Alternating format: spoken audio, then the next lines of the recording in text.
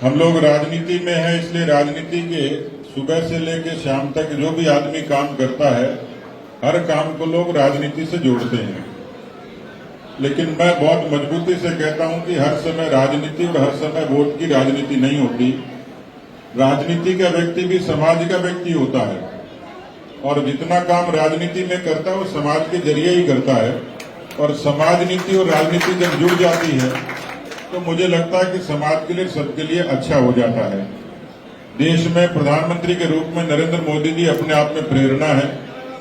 जनसंघ से लेकर भारतीय जनता पार्टी ने केवल नारों की नहीं, सरोकारों की राजनीति की मिसाल दी है, प्रेरणा दी है। मैं तो बहुत छोटा सा कार्यकर्ता हूं और एक गरीब किसान के घर में पैदा हुआ, लेकिन पार्टी ने, संगठन ने जो संस्कार दिए उसने यही सिखाया कि राजनीति को समाज नीति से जोड़कर ही काम करना है, केवल नारों तक सीमित नहीं रहना, सरोकारों तक रहना है। और इसलिए प्रधानमंत्री जी ने इस देश में बहुत काम किए। राम मंदिर से लेकर 370 की चर्चा होती है, जनधन से लेकर, उज्ज्वला से लेकर, आयुष्मान से लेकर आवास की चर्चा होती है, लेकिन ऐसी बहुत सारी चीजें की हैं। भारत की सेना को ताकत दी है, भारत के लोकतंत्र को ताकत दी है, भारत की आर्थिक प्रगति को ताकत दी है। आज भारत दुनिया की 5वीं बड़ी आर्थिक शक्ति बना है, ब्रिटेन को पछाड़कर। तो ये उनकी दृढ़ता और उनके नेतृत्व का कमाल है। उस कमाल के पीछे हिंदुस्तान का जनमानस भी, आप जैसे लाखों करोड़ों कार्यकर्ता हैं जो अपने पसीने से, परिश्रम से इस पार्टी को खड़ा करते हैं। तो मैं इस सीमा क्षेत्र पर इसलिए आया हूं कि जिज्ञासु हूं, कार्यकर्ता हूं, और इसलिए पूरे राजस्थान में पिछले 40 वर्षों से घूमता हूं।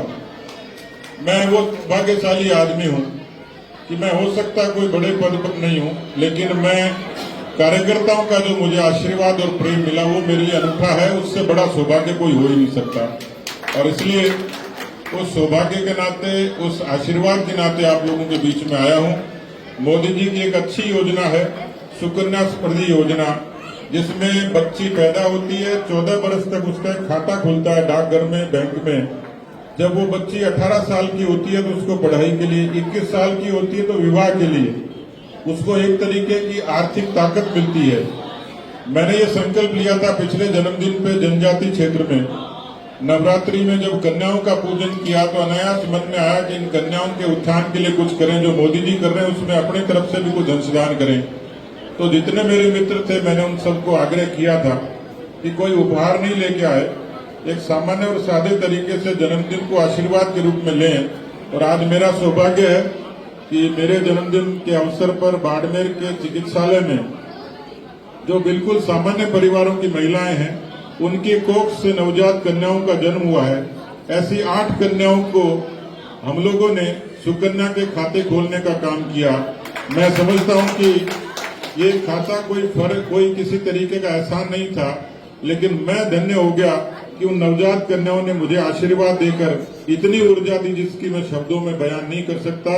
इस काम के लिए मैं बहन प्रियंका जी और हमारी बाड़मेर की पूरी टीम को धन्यवाद दूंगा, और यहाँ जितने उपस्थित लोग हैं उनका हृदय से धन्यवाद दूंगा। और मैं सौभाग्यशाली हूँ कि सुकन्या के अलावा सीमा के क्षेत्र पे जो लोग आंधी में, तूफान में, धूप में, बारिश में, सर्दी में, गर्मी में तपकर जो बीएसएफ का जवान सीमा पर सेवा करता है, उनको संबल देने के लिए, उनको हौसला देने के लिए, उनको सहयोग देने के लिए हमने बॉर्डर क्षेत्र पर, क्योंकि प्रधानमंत्री जी कहते हैं कि हमारी सीमा मजबूत होगी, सीमा का जनजीवन मजबूत होगा, सीमा का बासिंदा मजबूत होगा,